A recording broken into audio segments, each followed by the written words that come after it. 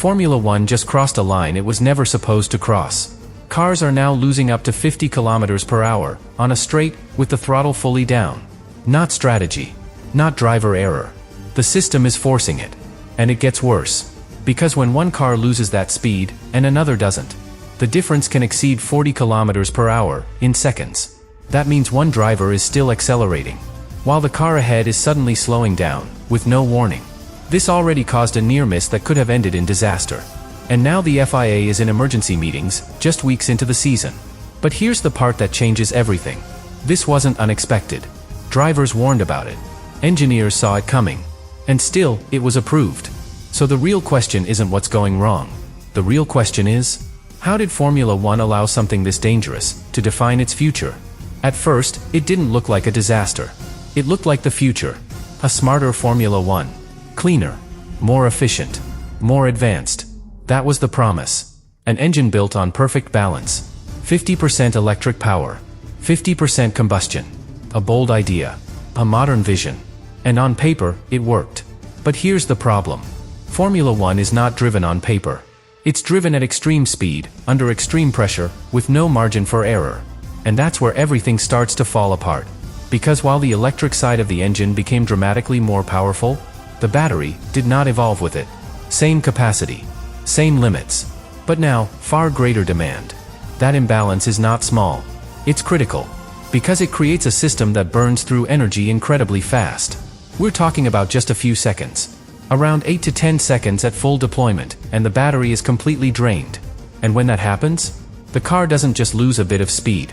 It changes behavior instantly. The system switches modes. From delivering power to recovering energy. Even if the driver is still flat on the throttle. That moment is where everything breaks. Because from that point on, the driver is no longer in full control. The system takes over. And that creates something Formula One has never had before. Unpredictable performance, in the middle of a straight. Think about that. A driver is pushing at maximum speed. And suddenly, the car stops responding the way it should. Not because of skill. Not because of setup. Because the energy is gone. And now the car is trying to recharge itself, while still racing. That's the core of the problem. But here's where it becomes even more uncomfortable. Because drivers are already adapting to this. They're lifting off early. On straights. Before braking zones. Not to defend. Not to prepare for a corner. But to recharge the battery, before the system forces them to slow down even more. And that creates a strange contradiction. Drivers are going slower, to avoid being slowed down harder later. That's not racing. That's damage control. And this is where the identity of Formula One starts to shift. Because it's no longer about pushing to the absolute limit. It's about managing the system. Managing energy. Managing deployment. Managing something invisible to the audience, but decisive on track. And when that happens, the sport starts to feel different. Less instinct. More calculation. Less raw performance. More limitation. But this is still only part of the story. Because everything becomes far more serious the moment another car is involved. And that's exactly where the real danger begins. Everything changes when there's another car involved. Because this system doesn't fail the same way for everyone. It depends on energy.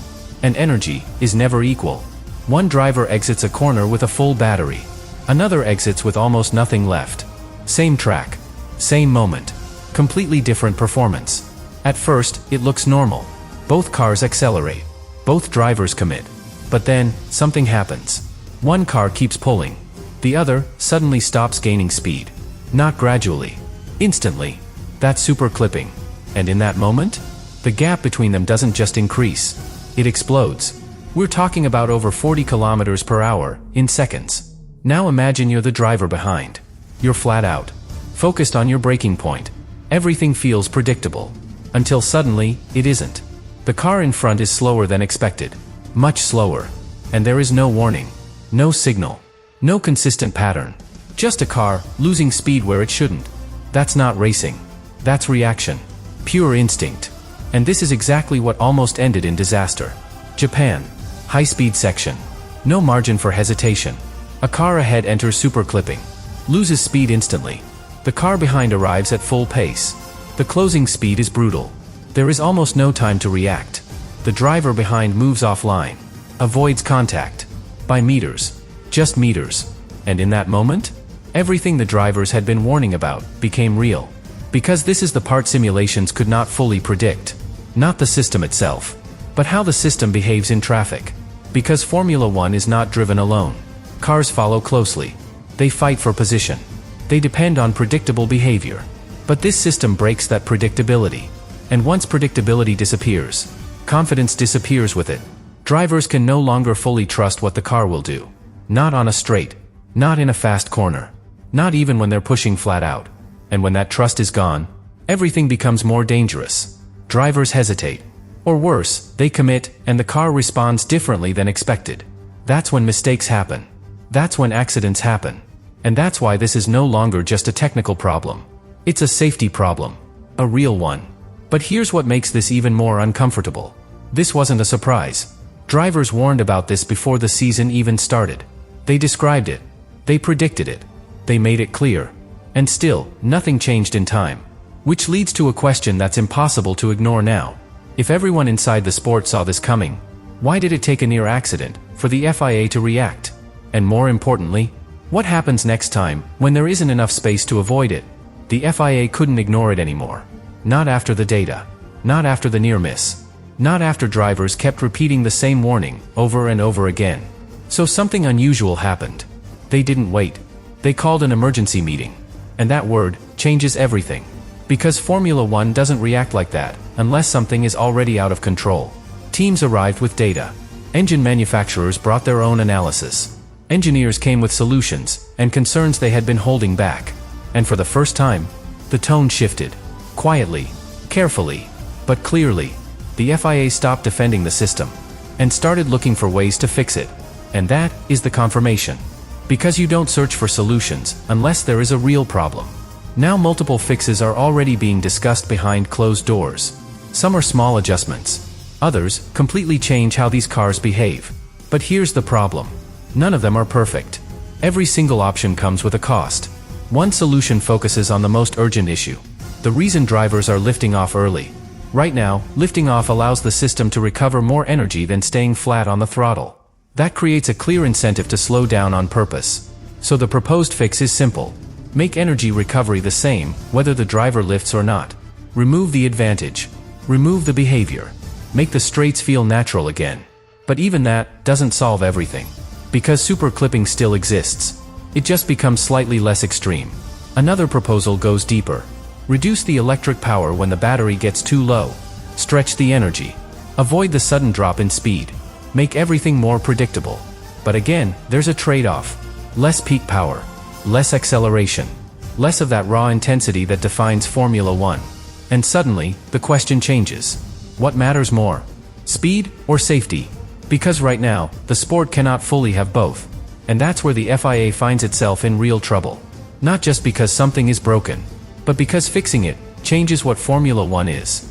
Make the cars safer, and they become slower. Keep them fast, and they remain unpredictable. There is no perfect solution, only compromises. And this is where the situation becomes bigger than just a technical failure. Because Formula One has always been about pushing limits. Drivers extracting everything from the car. Machines operating at the absolute edge. But now, the edge is controlled by the system, not the driver. And that changes everything. Because when the driver is no longer fully in control, the sport starts to lose its core identity. It becomes less about instinct, less about bravery, less about that moment where a driver finds something extra, and more about managing invisible variables, energy levels, system behavior, algorithm decisions. That's not what people fell in love with. But here's the deeper problem.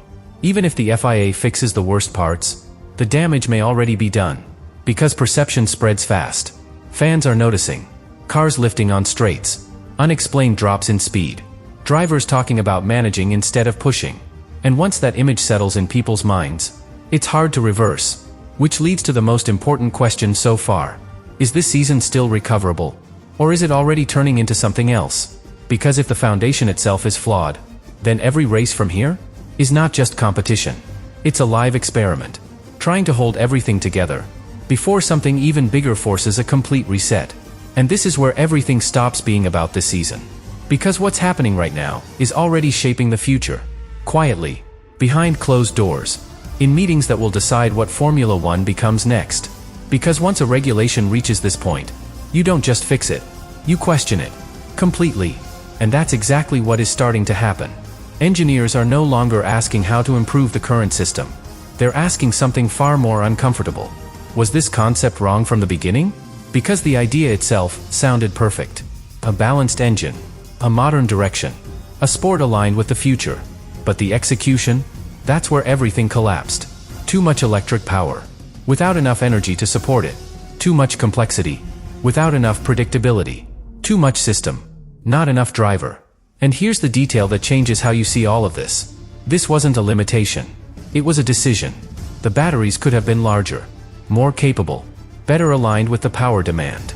But that would have meant more weight, more cost, more compromise in other areas. So a choice was made. Keep the batteries small, push the electric power higher, and hope it would work. Now we know it doesn't. Because what we're seeing on track is not the limit of engineering. It's the result of restriction. And that's dangerous for Formula One. Because this sport was built on one idea: push the limit, not manage it. But now, everything has flipped. Drivers are not asking how fast they can go. They're asking how much they can use. They're not chasing the limit. They're calculating it. And that changes the entire experience. For them, for the teams, and for the audience. Because Formula One has always been about something very simple. The fastest cars, driven to the absolute edge. But if that edge is controlled by a system, then the driver is no longer the defining factor. And that's the real crisis. Not just speed, not just safety,